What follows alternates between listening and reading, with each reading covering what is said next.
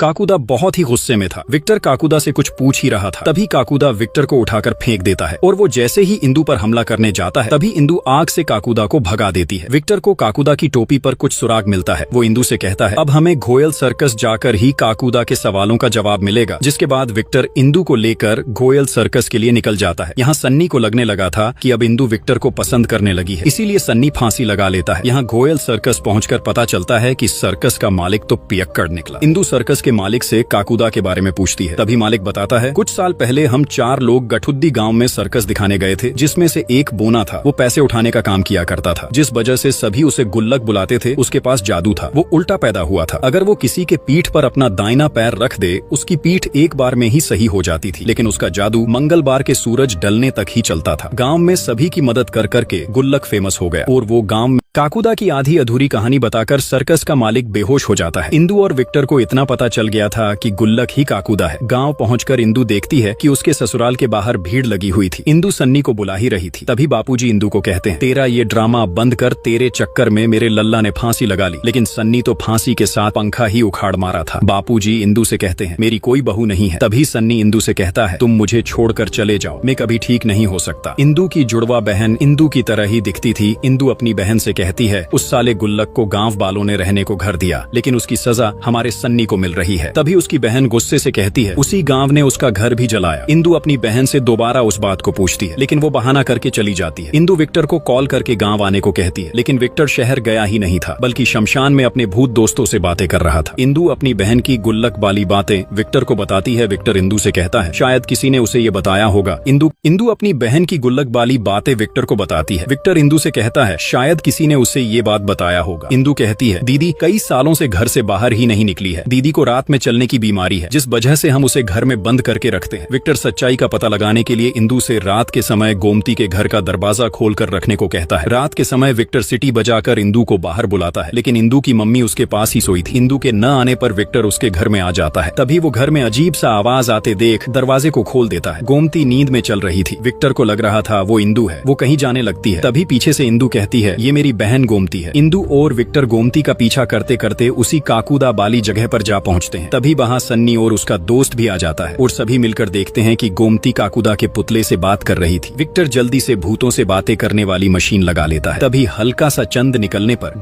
Victor और इंदु देखते हैं कि गोमती काकुदा के पुतले से बात कर रही थी। तभी हल्का सा चांद निकलने पर गोमती बेहोश हो जाती है और काकुदा का पुतला जिंदा हो जाता है। विक्टर काकुदा को जलाने की धमकी देते हुए कुछ पूछ ही रहा था। तभी सन्नी का दोस्त लाइटर लेकर काकुदा को जला देता है। तभी उसमें से काकुदा का भूत निकलता है और वो गुस्से से जमीन पर लात मार